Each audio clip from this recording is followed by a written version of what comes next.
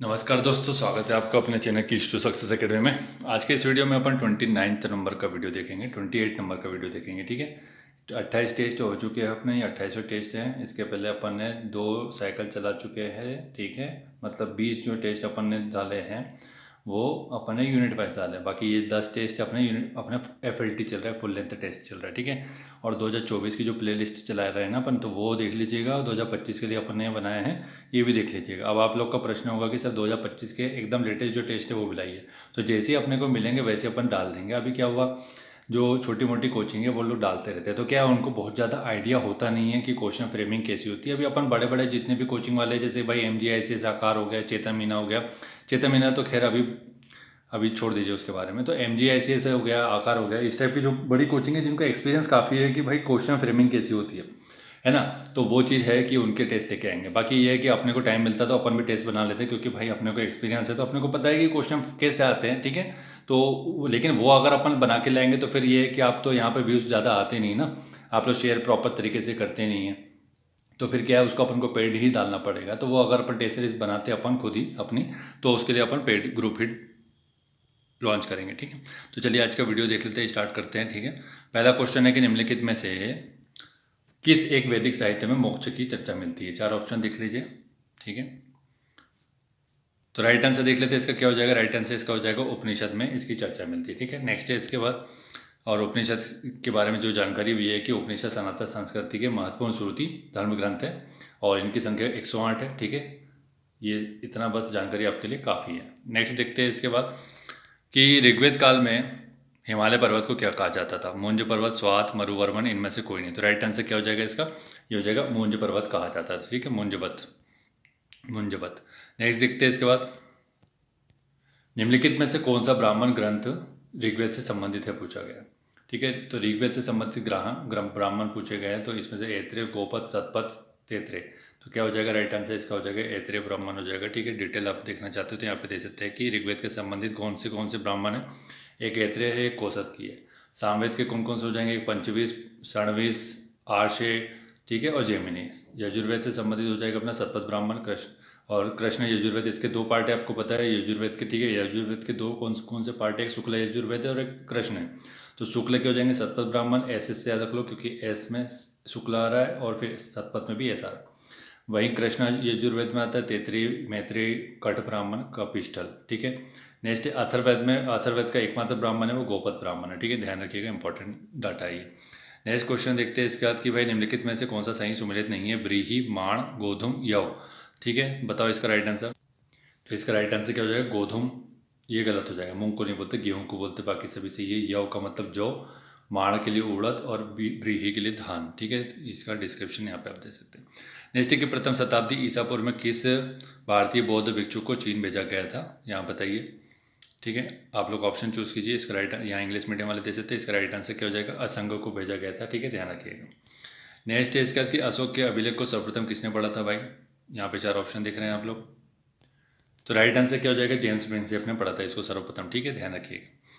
Next अपना question है 7th number का कि भाई निम्न में से किस गुप्त राजा का एक अन्य नाम देवगुप्त भी है। कौन सा राजा है जिसका नाम अन्य नाम देवगुप्त है, यहाँ पे ऑप्शन देख सकते हैं आप लोग।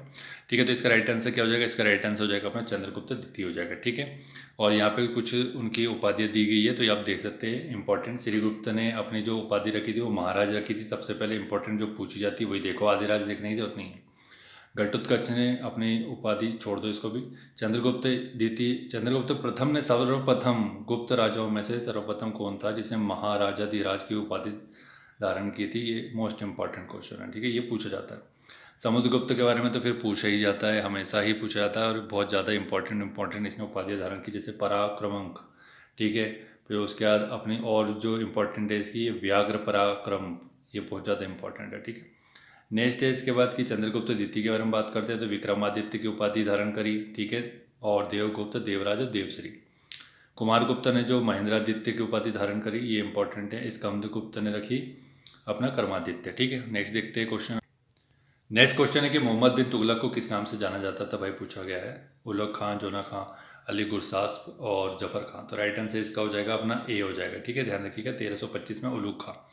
यहाँ पे आप डिस्क्रिप्शन दे सकते हैं। ठीक है, नेक्स्ट क्वेश्चन है यहाँ पर अपन देखते हैं। कुछ पुस्तकें दी गई है और उसमें से बताना है आपको कि कौन सी गलत है, ठीक है।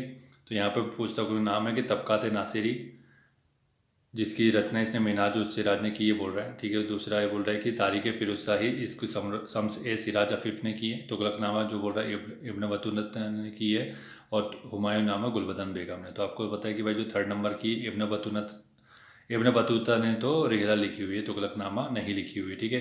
तो तुगलकनामा किसने लिखी है आप लोग बताइएगा कमेंट करके, ठीक है। सरंजामी प्रथा किससे संबंधित है भाई पूछा है, मराठा तालुकदार कुतुब शाही, उपरोक्त में से कोई नहीं। तो राइट आंसर क्या हो जाएगा इसका, ये हो जाएगा अपना मराठा साम्राज्य से संबंधित है, ठीक। नेक्स्ट है इसके बाद नील आंदोलन को बंगाल के किस एक बुद्धिजीवी का सर्वाधिक सहयोग और समर्थन मिला था, तो ये हरिश्चंद्र मुखर्जी जी का ही सहयोग मिला था, ठीक है। ऑप्शन देखने की जरूरत नहीं पड़ी, पहले ही राइट आंसर हो जाएगा उसका, ठीक है। यहाँ पे आप देख सकते हैं उनके बारे में डिटेल। निम्नलिखित में से किसने महाराष्ट्र में प्रार्थना समाज की स्थापना की थी, यहाँ पे आप 4 लोग ऑप्शन देख सकते हैं, ठीक है। तो इसका राइट आंसर हो जाएगा आत्माराम पांडुरंग ने इसकी स्थापना की थी, ध्यान रखिएगा, ठीक है। नेक्स्ट है कि बाल गंगाधर तिलक की सजा के पश्चात निम्नलिखित में से किसने दया की वकालत की थी और कहा था कि संस्कृत के एक विद्वान के रूप में तिलक में मेरी दिलचस्पी है। तो कौन है, किसने बोला था ये, राइट आंसर इसका हो जाएगा मैक्स मुलर, ठीक है। तो मैक्स मुलर आपको पता है जर्मनी का था, लेकिन ये ब्रिटेन के एक षड्यंत्र था कि मैक्स मुलर को भेजा गया था जितने भी अपने जो वेद है ना, वेद ब्राह्मण उपनिषद जितने भी है सबका उन्होंने संस्कृत में लिखे थे, तो इनको समझ में तो आता नहीं था। फिर इन्होंने प्रकांड पंडितों को पकड़ा और उसके इतिहासकारों को पकड़ा, फिर उनसे सीखा समझा क्या होता है, फिर उसका इंग्लिश में ट्रांसलेशन किया, और उसमें जो थोड़ा फेरबदल मिलता है वो मैक्स मुलर के द्वारा ही मिलता है। वो जनरली जो इसने ये काम किया था ये इसलिए किया था कि जो अपना वेस्ट वाली जो फिलोसफी है वो अपने ईस्टर्न फिलोसफी के ऊपर अपना वर्चस्व स्थापित कर सके, ठीक है। गोरी चमड़ी श्रेष्ठ है, ये वर्चस्व स्थापित करने के लिए उन्होंने अपने को उसमें कमियां ढूंढते, कमियां मिल जाती तो फिर बोलते कि देखो तुम तो ऐसा करते हो, तुम तो वैसा करते हो। लेकिन आज का डेट पूरा बदल गया, अब लोग बोल रहे हैं कि भाई ईस्टर्न फिलोसफी बहुत अच्छी है। नेक्स्ट क्वेश्चन है यहाँ पे कि अदीना मस्जिद का निर्माण किसने किया था पूछा है। तो यहाँ पे 4 ऑप्शन देख लो, राइट आंसर इसका देख लेते हैं, ये हो जाएगा अपना राइट आंसर हो जाएगा सिकंदर शाह ने इसकी स्थापना की थी, ठीक है, मालदा में पश्चिम बंगाल में 1370 ईस्वी में। नेक्स्ट है इसके बाद कि निम्नलिखित में से कौन सा एक सही सुमेलित नहीं है भाई पूछा गया है। तो यहाँ पे आप लोग देख लो, चांगला, रोहतांग, बोमडिला और सेला। राइट आंसर इसका क्या हो जाएगा भाई, ये हो जाएगा सेला जो बोल रहा है, ये हो जाएगा अपना अरुणाचल प्रदेश में होगा, ना कि उत्तराखंड में होगा। बाकी सभी सही है, बोमडिला अरुणाचल प्रदेश, रोहतांग हिमाचल में जिससे रावी नदी निकलती है आपको पता है, और चांगला जम्मू कश्मीर हो जाए। नेक्स्ट क्वेश्चन देखते हैं, सूची का मिलान करना है, पूर्ववर्ती अफवाह तंत्र दिया गया है और नदी दी गई है कि कौन से अफवाह तंत्र से बहती है। यहाँ पे हिंदी मीडियम वाले देख लीजिए, इंग्लिश मीडियम वाले यहाँ देख लीजिए, क्योंकि फिर आपको जो कीवर्ड है वो समझ में नहीं आएगा, ठीक है। तो इसका राइट आंसर जैसे कि आप लोग देख रहे हैं यहाँ पे राइट आंसर हो जाएगा सी, ठीक है। तो सी का मतलब क्या हो जाएगा भाई, इसको मिलान कर लेते हैं अपन कि पूर्ववर्ती नदी हो जाएगी अपनी पहली ब्रह्मपुत्र नदी जो है पूर्ववर्ती नदी में हो जाएगा, ठीक है। फिर उसके बाद अपना क्या हो जाएगा, ये हो जाएगा 1 2 3 4 एक ही क्रम में मिला हुआ है, ठीक है। अपन इसको थोड़ा सा बड़ा करके देख लेते हैं ताकि आपको अच्छे से दिख जाए, ठीक है। तो पूर्ववर्ती अपनी ब्रह्मपुत्र हो जाएगी, अध्यारोपित अपनी हो जाएगी सोन नदी, अनुवर्ती हो जाएगी नर्मदा नदी, और अंतस्थलीय हो जाएगी लूनी नदी, जो अंतस्थलीय मतलब जाकर के विलुप्त हो जाती है मरुस्थल में, ठीक है। नेक्स्ट है इसका अपूर्ववर्ती का मतलब वो होता है कि जो अपने मार्ग पूर्व निर्धारित मार्ग से चलती है, अध्यारोपित जो है सीमा का अधिरोपण करते हुए चलती है, ठीक है, ध्यान रखिएगा। नेक्स्ट है इसके बाद भारतीय मानसून को काफ़ी अनिश्चित माना गया है, उसके पीछे कारण दिए गए। पहला बोल रहा है आगमन तिथि एवं वापस होने की प्रवृत्ति के अनिश्चित होने पर तथा विभिन्न स्थानों पर वर्षा के असमान वितरण के कारण। दूसरा बोल रहा है कि समरूप, यहाँ पे आप ऑप्शन पढ़ लीजिए, इसका राइट आंसर अपन अब बताते हैं। इसका राइट आंसर बताते चलते, आगमन तिथि एवं वापस होने की प्रवृत्ति में अनिश्चितता होने के कारण और विभिन्न वर्षों में वर्षा की मात्रा में भिन्नता होने के कारण मानसून हमारे यहाँ का जो है उसमें समस्या है और उसको अनिश्चित माना जाता है। भारत में मैंग्रोव वन वाले राज्यों का सही क्रम बताना है, और अपन ने एसपीडी में ट्रिक बता दी थी इसकी, तो राइट आंसर इसका आपको पता भी होगा, ठीक है। तो राइट आंसर इसका हो जाएगा अपना बी, ये हो जाएगा महाराष्ट्र में, फिर आंध्र प्रदेश में, गुजरात में, पश्चिम बंगाल में। आरोही क्रम बोला है, ठीक है, असेंडिंग ऑर्डर। तो सबसे ज़्यादा अपना कहाँ पर हो जाएगी, पश्चिम बंगाल में, फिर गुजरात में, आंध्र प्रदेश में, महाराष्ट्र में सबसे कम हो जाएगी। नेक्स्ट क्वेश्चन देखते हैं इसके बाद कि स्टॉक फार्मिंग क्या होती है। यहाँ पे देख लीजिए कि भाई 2 3 राइट आंसर बताते हैं इसका सीधा अपन, है ना। तो इसका राइट आंसर क्या हो जाएगा अपना पशुओं का प्रजनन ही स्टॉक फार्मिंग कहलाती है, ठीक है। डिटेल में अगर आप पढ़ना चाहते हैं तो हम यहाँ देख सकते हैं कि स्टॉक फार्मिंग में क्या होता है कि ये डेयरी फार्मिंग का एक तत्व शामिल होता है इसमें, लेकिन शब्द विशेष रूप से उसके मांस के लिए और मवेशियों के लिए, सुअर, घूमने वाले और काम के लिए घोड़े, ऊन, मटन, इस टाइप के जो जितने भी मांसाहारी जीव हैं मतलब जिनसे मांस प्राप्त होता है उसके लिए इसका यूज़ किया जाता है।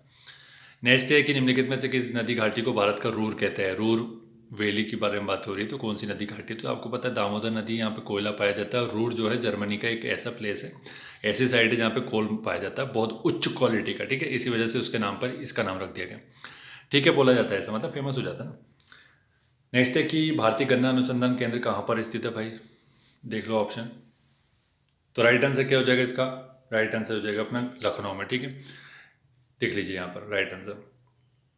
और कोयम्बटूर में क्या है? गन्ना प्रजनन, गन्ने के प्रजनन से संबंधित जो संस्थान है वो कोयम्बटूर में। चेन्नई में क्या है? केंद्रीय चमड़ा अनुसंधान केंद्र, ठीक है, ये ध्यान रखिएगा। नेक्स्ट क्वेश्चन है यहाँ पर, सूची 1 और सूची 2 का मिलान करना है। पोर्ट दिए गए हैं और उनके अपने स्टेट दिए गए कि कौन सा पोर्ट कहाँ पर है। अलेप्पी, एन्नोर, पारादीप और काकीनाडा। तो यहाँ पे इसको कूट मिलान करना है आपको। यहाँ पे देखिए कूट मिलान, तो इसको अपन कूट मिलान कर लेते हैं, ठीक है, अच्छे से। तो भाई आपको कुछ नहीं पता तो ये तो पता है ना पारादीप कहाँ पर। पारादीप कहाँ पर आपका? ये हो जाएगा उड़ीसा में, ठीक है। तो इसके हिसाब से अपन ऑप्शन देख लो, सी में 1 कहाँ पर है, तो ये C1 में 2 कहाँ पर है? C1 में 2 हो जाएगा, ए में है और डी में है, ठीक है। तो सी और बी गया, ठीक है। फिर उसके बाद अपने को और थोड़ा देखना पड़ेगी। अलेप्पी, अलेप्पी कहाँ पर हो जाएगा? अलेप्पी आपको पता है कहाँ पर है, ये हो जाएगा अपना आंध्र प्रदेश में, ठीक है। तो इस हिसाब से राइट आंसर क्या हो जाएगा? इसमें भी आंध्र प्रदेश भी दिया हुआ है और यहाँ पे दिया है, ठीक है। अब बचा बी। बी देख लेते हैं, एन्नोर। एन्नोर आपको पता है कि तमिलनाडु में है एन्नोर, ठीक है। तो तमिलनाडु से निकाल सकते हैं अपन इसको, ठीक है। तो इसका राइट आंसर फर्स्ट वाला हो जाएगा 3124। पारादीप अलेप्पी हो जाएगा अपना, अलेप्पी केरल में हो जाएगा, ठीक है। एन्नोर तमिलनाडु में, पारादीप उड़ीसा में और काकीनाडा आंध्र प्रदेश में हो जाएगा, ठीक। नेक्स्ट है, नेक्स्ट क्वेश्चन है 23rd। भारत को एक संविधान देने का प्रस्ताव संविधान सभा द्वारा पारित कब किया गया था, पूछा गया है। तो यहाँ ऑप्शन देख लीजिए आप। तो इसका राइट आंसर क्या हो जाएगा अपना? 22 जनवरी 1947, ठीक है। इसका डिस्क्रिप्शन यहाँ पे दे सकते हैं आप लोग, ठीक। नेक्स्ट क्वेश्चन देख लेते हैं अब अपन यहाँ पर। और यहाँ पर अगर आप देखना चाहते हैं कि भाई देखो विधिवत उसका उद्घाटन कब हुआ था? 9 दिसंबर 1946 को, ठीक है। उद्देश्य प्रस्ताव किस दिन पेश किया गया था? 13 दिसंबर 1946 को, जवाहरलाल नेहरू के द्वारा। नेक्स्ट क्वेश्चन देखते हैं कि विधि की समक्ष समता का प्रावधान मूल अधिकारों के किस अनुच्छेद में मिलता है? बताइए। इक्वलिटी बिफोर लॉ किसके अनुच्छेद में मिलेगा? ये मिलेगा आपको आर्टिकल 14 में, ठीक है, ध्यान रखिएगा। आर्टिकल 14 में मिलेगा ये। यहाँ पे आप डिटेल देख सकते हैं, ठीक। नेक्स्ट है कि जब राष्ट्रपति की मृत्यु हो जाती है, त्यागपत्र या पदच्युत या अन्य कारणों से अपने कर्तव्य को नहीं निभा सकता है, तो उपराष्ट्रपति कितने समय तक राष्ट्रपति के रूप में कार्य करता है? भाई कितने समय तक के लिए कार्य करता है वो, बताइए। तो राइट आंसर क्या हो जाएगा इसका? 6 माह, ठीक है। 6 माह के भीतर वैसे भी प्रेसिडेंट का चुनाव आपको करवाना पड़ेगा, ठीक है, ध्यान रखिएगा। नेक्स्ट क्वेश्चन देखते हैं कि भारतीय संविधान का कौन सा अनुच्छेद है जो उच्चतम न्यायालय को उसके द्वारा दिए गए निर्णय अथवा आदेश के पुनर्विलोकन हेतु अधिकृत करता है? तो आपको बताना है भाई बताइए। तो राइट आंसर क्या हो जाएगा इसका? राइट आंसर हो जाएगा आर्टिकल 137 में। ये अपने जो आदेश अगर दिया है तो उसको खुद से ही रिव्यू कर सकता है, ठीक है, ध्यान रखिएगा।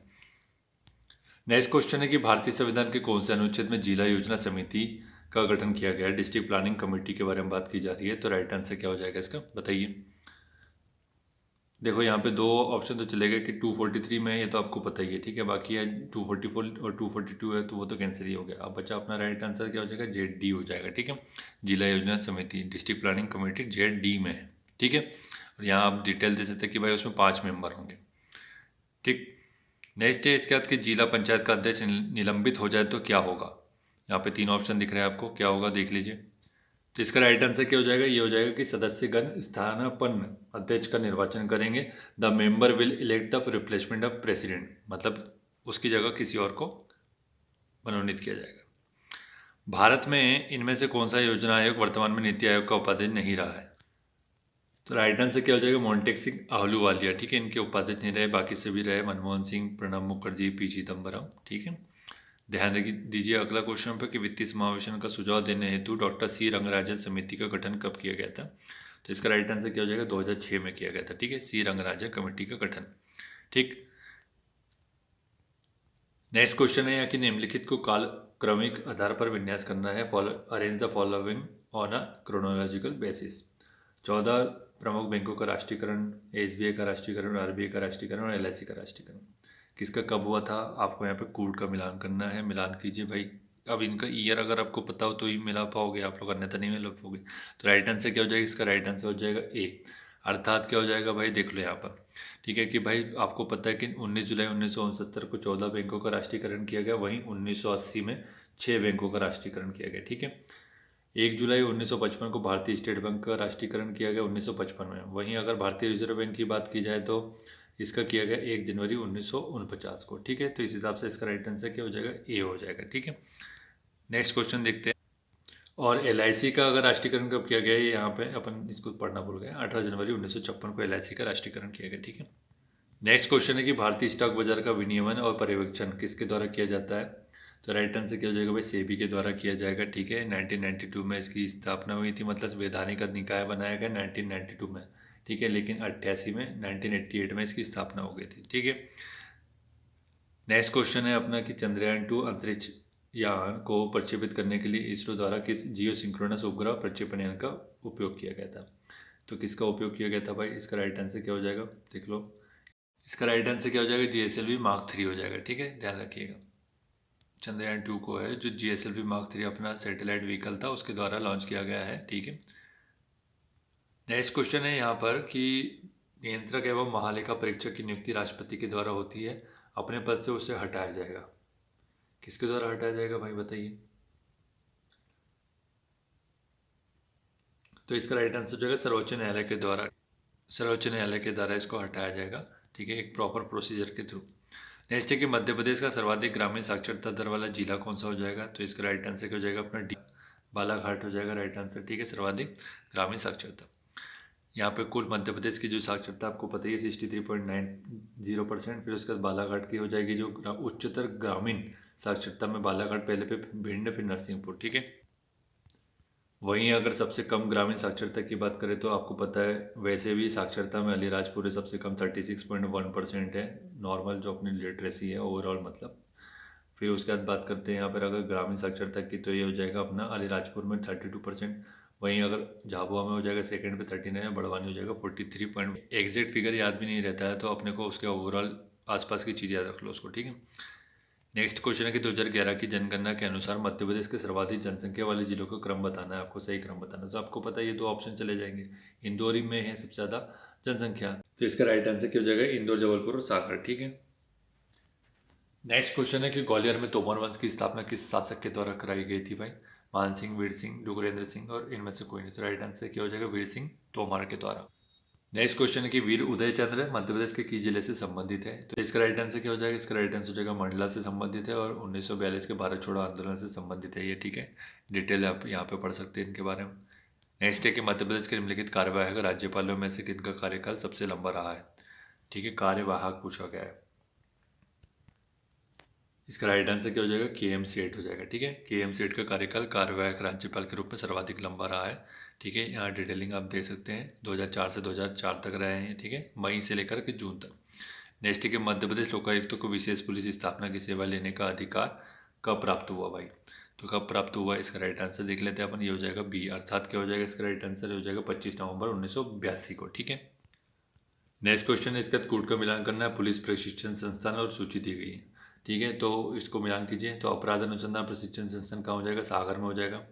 यातायात प्रशिक्षण संस्थान कहाँ हो जाएगा, यातायात सबसे ज़्यादा कहाँ पर होता है, ये हो जाएगा भोपाल में, ठीक है। वायरलेस प्रशिक्षण संस्थान अपने जगह इंदौर में, और वाहन प्रशिक्षण संस्थान हो जाएगा रीवा में, ठीक है। 4, 3, 2, 1 इसका राइट आंसर हो जाएगा। नेक्स्ट क्वेश्चन देखते हैं कि निम्नलिखित में से कौन सा अनुच्छेद ग्राम पंचायत, जनपद पंचायत और जिला पंचायत के गठन के लिए प्रावधान करता है। तो कौन सा हो जाएगा, तो 243A में तो ग्राम सभा है, तो राइट आंसर क्या हो जाएगा, ए के बाद बी हो जाएगा, ठीक है, राइट आंसर ध्यान रखिएगा। नेक्स्ट क्वेश्चन है यहाँ पर कि भाई निम्नलिखित में से कौन सा आहार श्रृंखला का निर्माण करता है। तो यहाँ पे बताओ आहार श्रृंखला का प्रॉपर क्रम दिया होगा तो ये कौन सा हो जाएगा, पहले घास होगा, घास को बकरा खाएगा, बकरे को इंसान खा लेता है, ठीक है, खा ही लेता है। नेक्स्ट क्वेश्चन देख लेते हैं भाई इसका कि कार्बन क्रेडिट का सिद्धांत किस सम्मेलन में आया था। बहुत इंपॉर्टेंट है कार्बन क्रेडिट की अवधारणा, ठीक है। तो राइट आंसर क्या हो जाएगा इसका देख लेते हैं अपन, जो हो जाएगा अपना जापान में हुआ था क्योटो प्रोटोकॉल, जो कि 1997 में हुआ था, ठीक है, ध्यान रखिएगा। नेक्स्ट क्वेश्चन है कि भाई इलियम क्या है। इलियम क्या है आपको पता होना चाहिए, और इसके ऑप्शन और दिखा देते हैं आपको। पहला ऑप्शन बोल रहा है कि छोटी हाथ का अंतिम भाग, बाकी के ऑप्शन है छोटी हाथ का प्रथम भाग, और हो जाएगा अपना छोटी हाथ का भाग नहीं है और छोटी हाथ का भाग है। तो इस राइट आंसर क्या हो जाएगा, इलियम क्या है, last part of small intestine जो है अपनी छोटी आता है उसका लास्ट पार्ट है, ठीक है, इलियम। नेक्स्ट क्वेश्चन देख लेते हैं इसके बाद कि ल्यूकेमिया एक प्रकार का कैंसर है जो कि किस वजह से होता है, आपको बताना है यहाँ पर। तो ये तो इजी क्वेश्चन है, ठीक है। तो राइट आंसर क्या हो जाएगा भाई इसका कि आप आपकी जब ब्लड में WBC की संख्या सर्वाधिक हो जाए, बहुत ज़्यादा ही हो जाए तब होता है ये, ठीक है, ध्यान रखिएगा। नेक्स्ट है कि पुरातात्विक स्थल दिए गए हैं उसमें से कौन सा सुमेलित नहीं है पूछा गया है, ठीक है। तो यहाँ पर आपको देख जैसे कि दिख रहा है बिलावली, पिपरिया, पसवैया और पवैया, ठीक है। तो इसमें से कौन सा सुमेलित नहीं है, तो इसका राइट आंसर क्या हो जाएगा भाई, पवाया जो है वो ग्वालियर में है ना कि मुरैना में, बाकी सभी सही हो जाएगा। बिलावली देवास में हो जाएगा, पिपरिया सतना में, पसेवा मंदसौर में। नेक्स्ट क्वेश्चन है कि संस्कृत के प्रसिद्ध नाटक स्वप्नवास दत्तम के रचयिता कौन है भाई, तो ये आपको पता होना चाहिए, बहुत इंपॉर्टेंट पर्सनैलिटी है, ठीक है। इसका राइट आंसर क्या हो जाएगा अपना, ये हो जाएगा भास, ठीक है, भास हो जाएंगे, बहुत ज़्यादा इंपॉर्टेंट है संस्कृत के, ठीक है। और इसके डिटेलिंग आप देख लो, कभी कभी क्या होता है बहुत इंपॉर्टेंट जो रचना होती है उसके अंदर की जानकारी पूछ लेता है। तो स्वप्नवासव दत्तम में वत्सराज एवं पूर्ववंशी राजा उदयन और अवंती की राजकुमारी वासव दत्ता के प्रणव प्रसंग के बारे में जानकारी मिलती है। नेक्स्ट है कि अंग्रेजों के विरुद्ध गोंडवाना के गोंडवंश शंकर शाह द्वारा लिखित अर्जी का अनुवाद किस ब्रिटिश अधिकारी ने करवाया था भाई, तो ये काफ़ी टफ क्वेश्चन है। तो इसका राइट आंसर क्या हो जाएगा अपन देख लेते हैं। इसका राइट आंसर हो जाएगा ए, अर्थात डिप्टी कमिश्नर RC किन ने, ठीक है। RC किन ने इसका अनुवाद करवाया था 1856 में, ठीक है। तो किसी प्रकार की कविता लिखने के लिए, राष्ट्रवादी कविता लिखने के लिए पहला मामला था जिसमें इनको फांसी हुई, ठीक है, शंकर शाह रघुनाथ शाह। नेक्स्ट है कि मध्य प्रदेश में हिंदुस्तान सोशलिस्ट और रिपब्लिकन आर्मी की शाखा कहाँ पर खोली गई थी, तो इसका राइट आंसर क्या हो जाएगा अपना, इसका राइट आंसर हो जाएगा अपना सागर में, ठीक है, 1930 में। HSR है, आपने नाम भी सुना होगा, बहुत ज़्यादा इंपॉर्टेंट साइट है, मतलब संगठन है। पंजाब मेल हत्याकांड का शामिल जो इसमें क्रांतिकारी थे वो कौन कौन थे, तो इसका राइट आंसर तो आपको पता ही है, सभी हो जाएगा, ठीक है। तो इसका राइट आंसर क्या हो जाएगा, ये हो जाएगा उपरोक्त सभी ही होगा, ठीक है। इसमें इन्होंने गलत लिख दिया, बी लिख दिया, एक्चुअली सभी हो जाएंगे, तीनों ही शामिल थे इसमें। नेक्स्ट है इसके बाद की निम्नलिखित में से कौन सी लोक चित्रकला मूलतः बघेलखंड अंचल की नहीं है, बघेलखंड की चित्रकला नहीं है, तो कौन सी नहीं है भाई बघेलखंड की, इसकी तो मैंने ट्रिक बना के डाल के रखी वीडियो, वो देख लीजिएगा।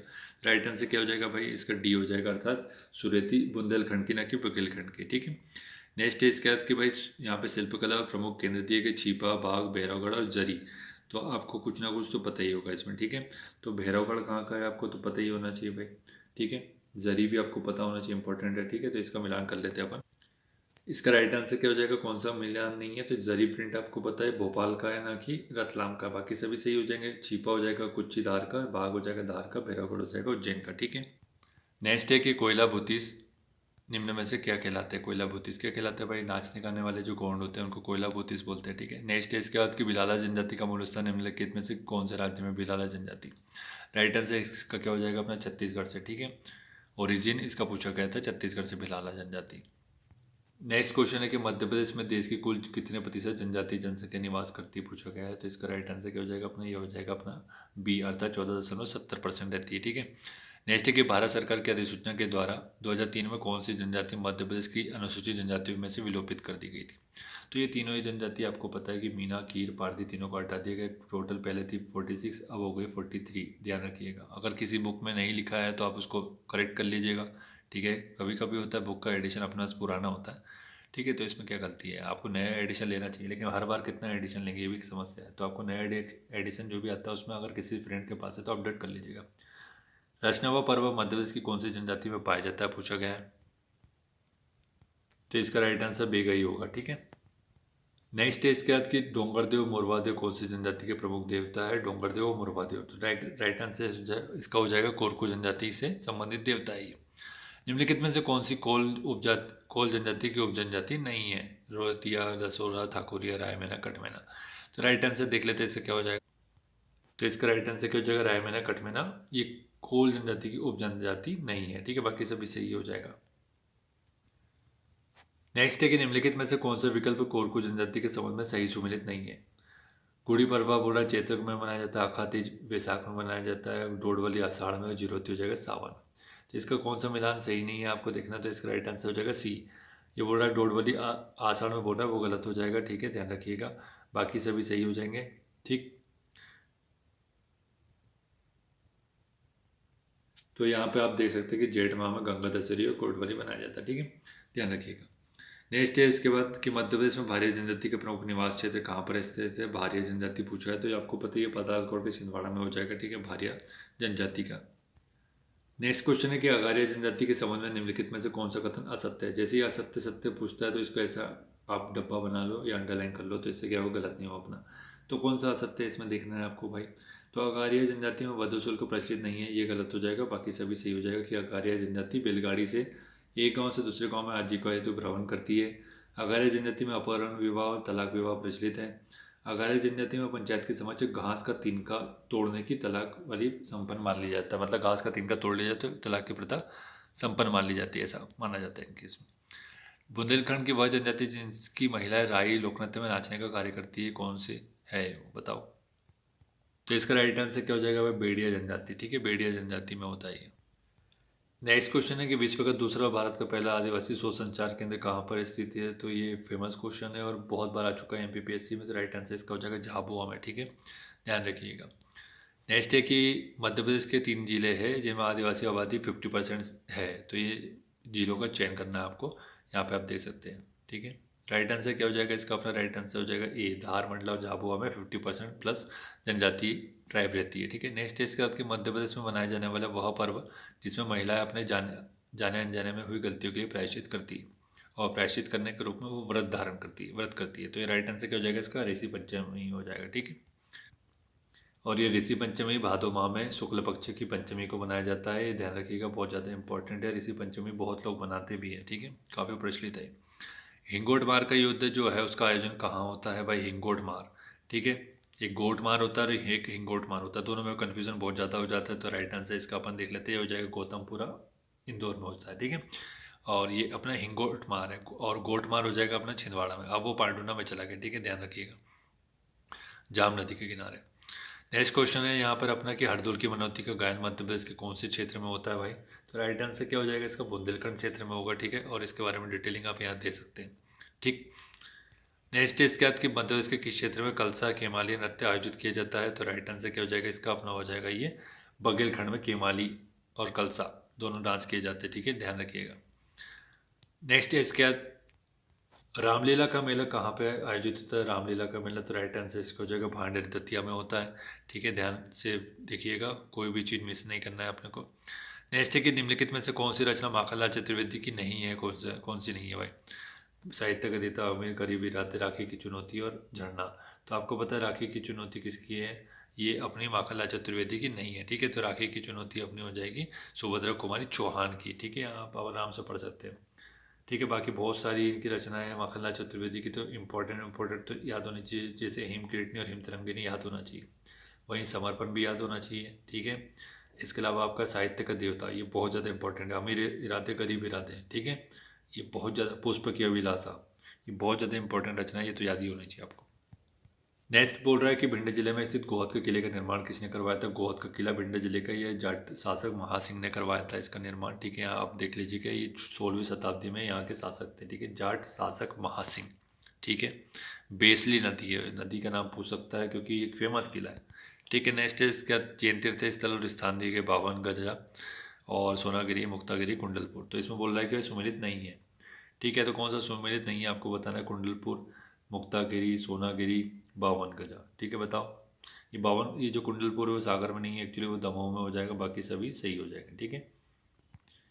नेक्स्ट है यहाँ पे कि आदिवासी क्रांतिकारी नेता खाद्य नायक जो थे वो किस ब्रिटिश अधिकारी ने गिरफ्तार कर लिया था उसको, उनको तो ये जेम्स आउटरम ने इनको गिरफ्तार किया था, ठीक है, ध्यान रखिएगा। तो देखिए यहाँ पर इनको कैसे किया था, ये आदिवासी क्रांतिकारी नेता थे, सबको पता है। तो जेम्स आउटरम ने क्या किया, शांति वार्ता हेतु इनको बुलाया और छल कपट से गिरफ्तार कर लिया। तो छल कपट की राजनीति से इसकी शुरुआत ब्रिटिश शासन से ही हुई है, ठीक है।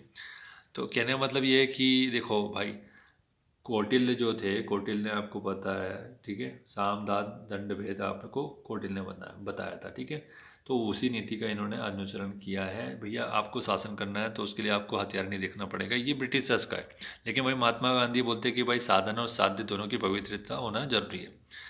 तो इसका परिणाम ये भी हुआ कि ब्रिटिश शासक को काफ़ी लोग गलत मानते हैं आज की डेट में, ठीक है। तो बोलते भी है, फिर हर जगह आपको सुनाने को मिलता ही है। शशि थरूर ने उनको जो उन्हीं की संसद में सुनाया, वो आप डिबेट दे सकते हैं उनकी, ठीक है। नेक्स्ट है कि पुनर्गठन के समय मध्य प्रदेश में कितने जिले और संभाग रहे थे, भाई पूछा गया है, इंपॉर्टेंट क्वेश्चन है। तो राइट आंसर क्या हो जाएगा, 43 जिले 9 संभाग, ठीक है। तो इसका राइट आंसर क्या हो जाएगा, पुनर्गठन के समय पूछा गया है, ठीक है। तो क्या हो जाएगा राइट आंसर, 55 जिले 9 संभाग, ठीक है। राइट आंसर 45 डिस्ट्रिक्ट और 9 डिवीजन हो जाएगा, ठीक।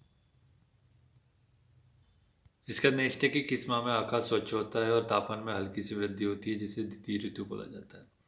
तो ये सितंबर अक्टूबर के बारे में बात हो रही है, ठीक है। नेक्स्ट है कि नई वन नीति के अनुसार किसी भी भौगोलिक क्षेत्र की कुल भूमि का कितना परसेंट होना चाहिए, जब बोला जाएगा कि भाई वन क्षेत्र है। 33.3% बोला जा रहा है कि इतना ही होना चाहिए आपके पास, कितना भी आपके पास लैंड है उसमें 33.33 जो परसेंट है वो आपके पास फॉरेस्ट एरिया होना चाहिए, ठीक है। लेकिन हमारे यहाँ नहीं है, हमारे यहाँ 24.62 के आसपास समथिंग कुछ है, ठीक है, ध्यान रखिएगा। नेक्स्ट है इसके बाद कि भाई यहाँ देख सकते हैं आप लोग, ठीक है, डिटेल। ऐसे राष्ट्रीय उद्यान का नाम बताना है जिसमें अत्यधिक आकर्षण बमनी दादर जिसे सूर्यास्त बिंदु के रूप में जाना जाता है वो स्थित है। तो बमनी दादर आपने नाम सुना है, इसका राइट आंसर क्या हो जाएगा, कान्हा किसली जो अपना नेशनल पार्क है जो मंडला में वहाँ पर। और ये कान्हा किसली जो पार्क है वहाँ पर आपको पता है ये थोड़ा सा लेफ्ट विंग एक्सट्रीमिज्म से संबंधित है, LW से मतलब नक्सलवाद से प्रभावित है कान्हा किसली। नेक्स्ट है कि माही नदी है एक, कहाँ बहती है माही नदी, आपको पता है, इजी क्वेश्चन है। तो ईस्ट टू वेस्ट भेजती है, ईस्ट टू वेस्ट, ठीक है, ध्यान रखिएगा। नेक्स्ट है यहाँ पर फिर देखते हैं अपन मध्य भारत के पठार के वन मध्य प्रदेश के अन्य भागों से किस प्रकार भिन्न है। मध्य भारत का पठार के वन तो किस प्रकार भिन्न है, यहाँ पर ये इस प्रकार भिन्न है कि भाई यहाँ पे ड्यू टू थॉर्निंग प्रोसेस की वजह से, ठीक है, इस वजह से भिन्न है, ठीक, कंट्री झाड़ियाँ होने के कारण यहाँ पर। नेक्स्ट है इसके बाद कि मध्य प्रदेश में कृषि विभाग अब कहाँ जाएगा, क्या कहा जाएगा उसको, कृषि विभाग को। तो इसका राइट आंसर क्या हो जाएगा, किसान कल्याण और कृषि विभाग कहा जाएगा। इसका कृषि विभाग का जो नाम था वो किसान कल्याण और कृषि विभाग कर दिया गया है, ठीक है, ध्यान रखिएगा, बाई चांस पूछा जा सकता है। नेक्स्ट है कि मलाजखंड में उत्खनन किस चीज़ का किया जाता है, तो भाई किसके द्वारा किया जाता है, तो आपको ये पता है भाई कॉपर का किया जाता है। तो कॉपर का करता है तो कौन करता है, हिंदुस्तान कॉपर लिमिटेड उद्योग करता है, ठीक है, ध्यान रखिएगा, ये इज राइट आंसर।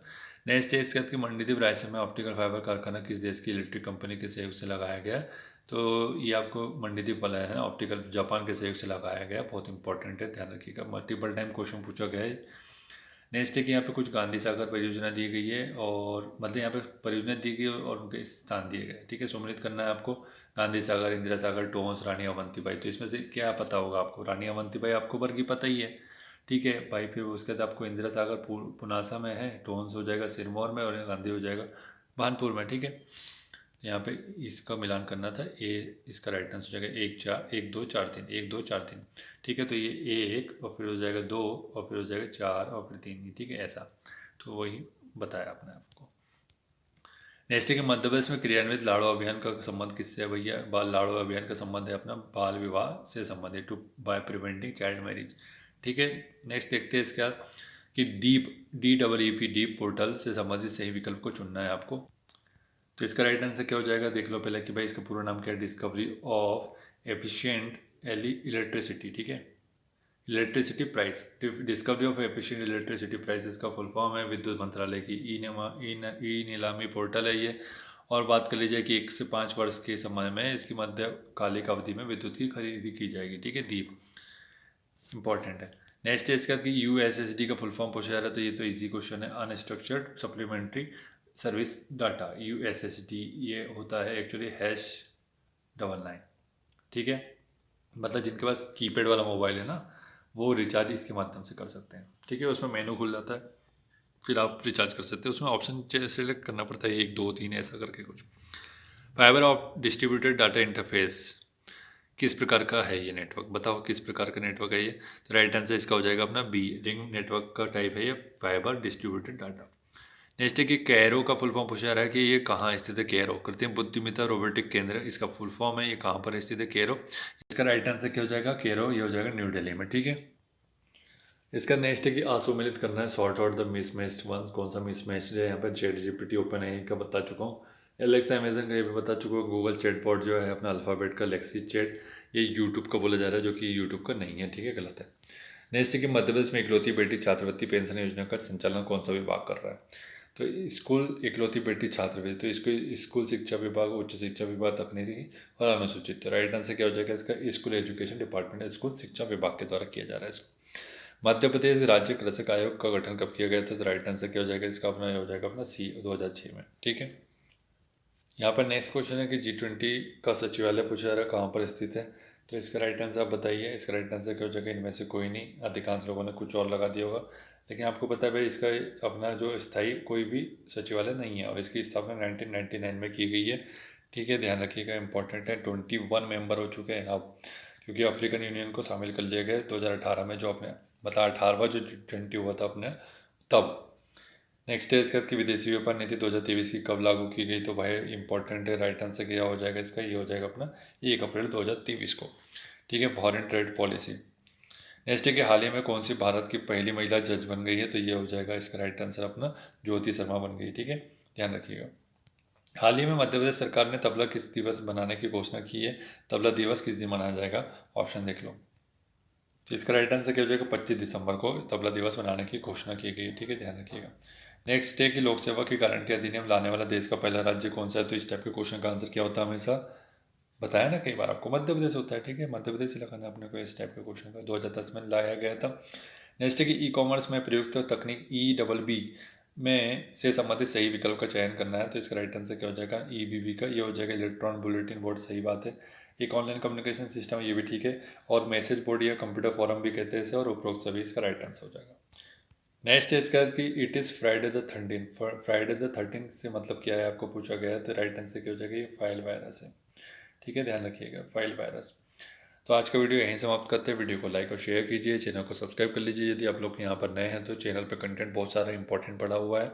ठीक है, खासकर देखिए 2-3 चीज़ आप लोग फॉलो कीजिए कम से कम। आपका प्रीलिम्स अगर प्रॉपर तरीके से निकालना है, वो भी अच्छे मार्क्स से निकालना है, क्योंकि पता है कि भाई 80+ में ही आप मेन लिस्ट में आएंगे। ठीक है, और उससे कम में फिर वो ये प्रोविजनल में चले जाएंगे तो इशू हो जाएगा बहुत बड़ा, आपको पता ही है। फिर 18 दिसंबर में जो हो रहा है वो आप लोग जा करके शामिल हो जाइए। ठीक है, प्रोटेस्ट तो करना ही पड़ेगा आपको। तो आपको कौन कौन सी चीज़ करना चाहिए कि पहले तो सर 2024 की और 2025 की न्यू टेस्ट भी लाए जाएंगे जल्दी से जल्दी, आप लोग चिंता मत कीजिए।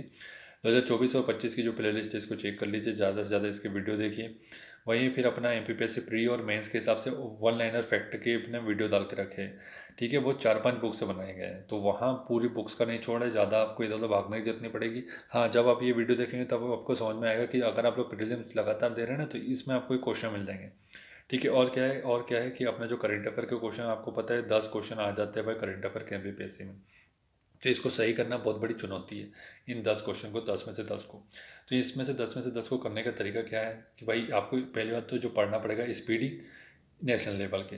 MP की कोई पढ़ लो, MP की एग्ज़ाम PDF भी आती है ना, और भी आती है बुक। एग्ज़ाम PDF भी अच्छी है, एग्ज़ाम PDF में सारे क्वेश्चन मिल जाते हैं। तथ्यवान भी आता है, तो ये दोनों अच्छे लगते हैं, लेकिन तथ्यवान थोड़ा मोटा रहता है तो उसको रिवीजन कर पाना उतना ईजी नहीं हो पाता, तो एग्ज़ाम PDF ले सकते हो।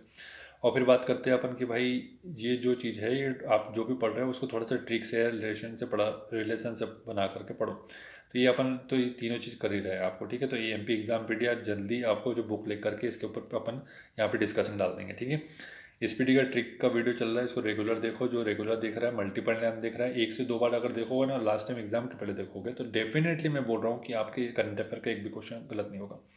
ठीक है, तो ये काम करो। और फिर अपन जो करंट अफेयर का डेली अपन कंटेंट डाल रहे हैं, कहाँ पर? अपना जो टेलीग्राम है वहाँ पर। तो जो लोग क्या कर रहे हैं कि भाई वहाँ पे जो 1 लाइनर चीज़ है वो प्रीलिम्स के हिसाब से, और जो देखो प्रीलिम्स और मेंस के हिसाब से आपको कंटेंट डाला जा रहा है वहाँ पे, तो उसको आप बढ़िया कॉपी में बनाओ। कॉपी में आपका सिलेबस के हिसाब से होना चाहिए, किसान से संबंधित, ठीक है, कोई योजना से संबंधित, महिलाओं से संबंधित, बच्चों से संबंधित, ऐसे सेक्शन बने होने चाहिए, इकोनॉमी से संबंधित। और जो भी डाटा डाला जा रहा है उसको वहाँ पे लिख लो। ये लास्ट टाइम में आपका काम करता है, ऐसे में काम करता है, पूरे पेपरों में काम करता है। कीवर्ड यूज़ करते हैं आप सभी, कीवर्ड डालना पड़ता है आंसर राइटिंग में। जितना कीवर्ड फेंकोगे ना, उतना ज़्यादा संभावना है कि ज़्यादा मार्क्स मिलेगा। तो ये काम रेगुलर है, रेगुलर काम है, ये रेगुलर करना ही पड़ेगा। जो करता है भाई उसी का होता है, ये कटु सत्य है। जो प्रोकास्टिनेशन से गुजर रहे हैं उसका कुछ नहीं किया जा सकता भाई। तुम तुम्हारे लिए ही खड़े हो सकते, कोई तुमको आकर खड़ा नहीं करेगा। तुम खुद अपने के लिए, इट्स यू अगेंस्ट यू। ठीक है, ये हमेशा याद रखिएगा, यू वर्सेस यू। ठीक है, एक आप ही है जो आपको बना सकते हैं, एक आप ही है जो आप अपने आप को बिगाड़ सकते हो, बर्बाद कर सकते हो। तो आप कभी बैठ करके एनालिसिस किया करो अपना। दिन भर में 5 से 10 मिनट, या 10 मिनट तो बहुत होता है, 10 मिनट बैठ जाओ कहीं भी, और सिर्फ अकेले, कुछ मत सोचो, सिर्फ सोचो किसके बारे में? अपने बारे में। तुम क्या कर रहे हो, तुम क्या कर रहे हो, तुम्हें क्या करना चाहिए, और जो अभी चल रहा है वो सही है क्या? ये 3 क्वेश्चन करो और ये 3 क्वेश्चन के हिसाब से तुम्हारा आंसर मिलेगा और वो ही तुम्हारा इम्प्रूवमेंट होगा। ठीक है, thank you so much for watching.